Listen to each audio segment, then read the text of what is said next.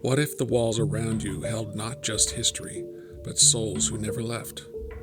This is Mission San Buenaventura, where for over 240 years, the line between the living and the dead has remained mysteriously thin. This mission is a place where Spanish friars once prayed, Native Americans died by the hundreds, and where today it is said that something walks the corridors after dark. This is not just a story about history. It's a story about being haunted beyond history. This story begins with Father Junipero Serra, the ambitious Franciscan friar who would establish a chain of missions in California. San Buenaventura is the 9th of 21 missions. It would be the last mission he would personally establish before his death. Named for Saint Bonaventure, the saint of good fortune, the mission's early days would prove anything but fortunate. Serra's vision was grand: convert the local Chumash people to Christianity, establish Spanish dominance in California, and create a self-sustaining community of faith. But behind this pious vision lay a dark reality. The Spanish brought not just the cross, but disease, cultural destruction, and a system that essentially enslaved the native people. The Chumash, who had thrived along the coast for thousands of years, found themselves forced into a new way of life, or face punishment.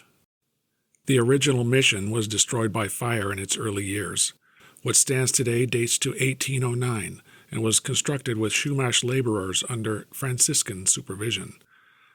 Those stones were laid by hands that would soon fall ill with diseases for which they had no immunity. At its height, the mission was home to over 1,300 neophytes, the term used for natives converted to Christianity. Life revolved around prayer, labor, and strict Catholic discipline. The mission's land stretched across 37,000 acres. Cattle, sheep, and crops flourished. The Franciscans considered this a success story. But for the Chumash, this success came at an unbearable cost. Historical records show mortality rates at California missions reached horrifying levels. In some years, deaths outnumbered births 4-1. Disease, harsh working conditions, and the psychological trauma of forced cultural change created a tremendous amount of suffering.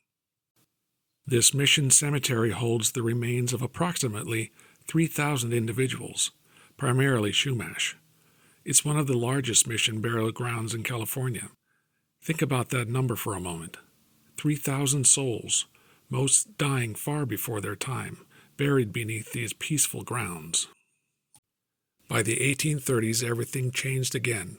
Mexico won independence from Spain, and the new government secularized the missions. San Buenaventura's vast holdings were broken up, sold off, and many buildings fell into disrepair. The church itself survived, and when California became American territory, the mission was eventually returned to the Catholic Church in 1862.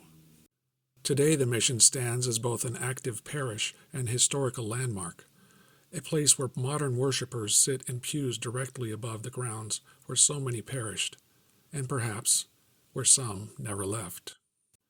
Every old building has its creaks and whispers, but San Buenaventura's seemed to tell a story, one of unfinished business and lingering trauma.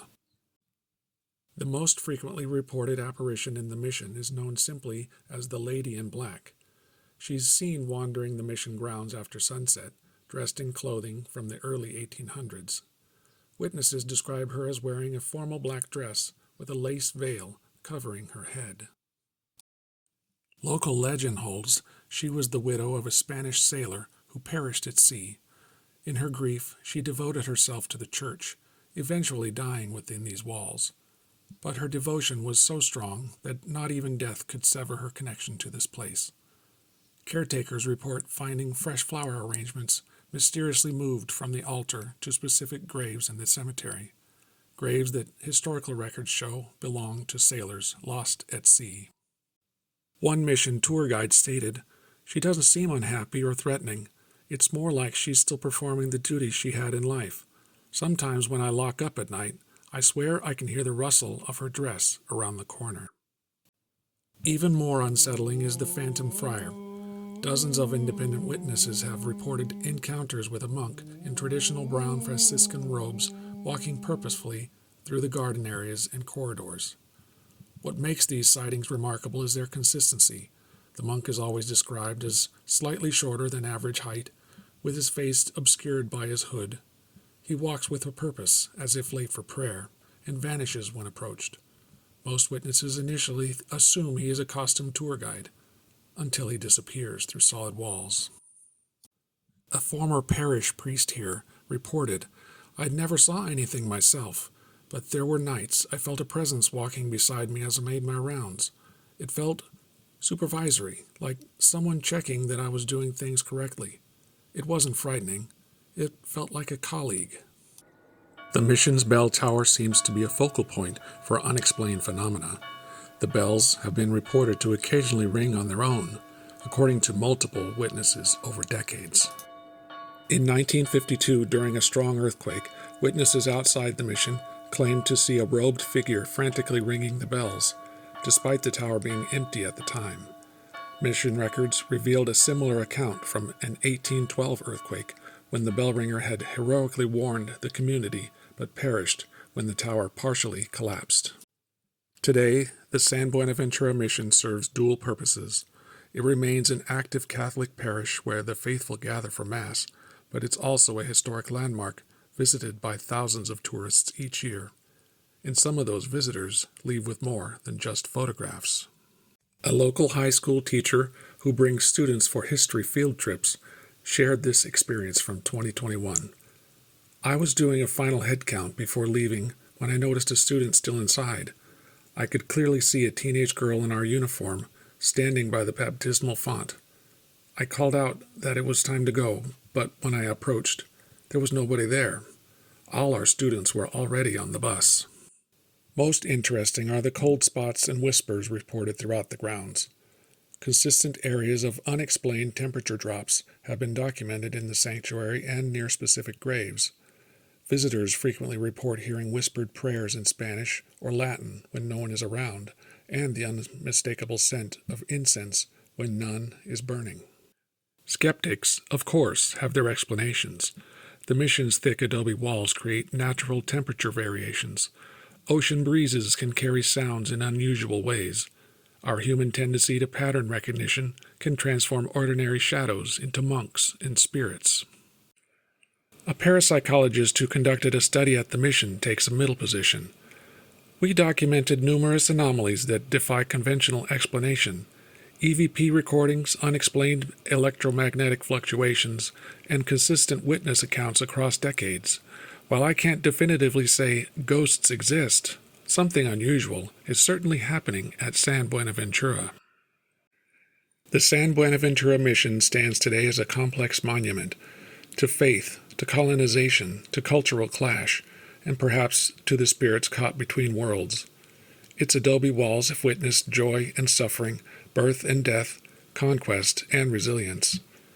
Whether you believe in ghosts or not, this place holds undeniable power. It represents a crossroads of history where multiple worlds collided, leaving an imprint deep enough to potentially pierce the veil between life and death. Next time you visit a historical site like this one, remember, you're not just walking through a museum. You're walking through layers of human experience, tragedy, hope, and faith.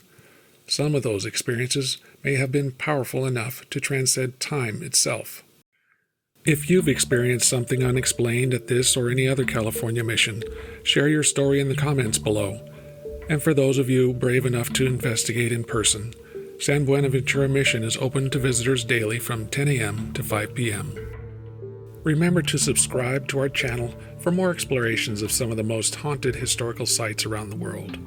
And hit that notification bell so you won't miss our next journey into the paranormal past.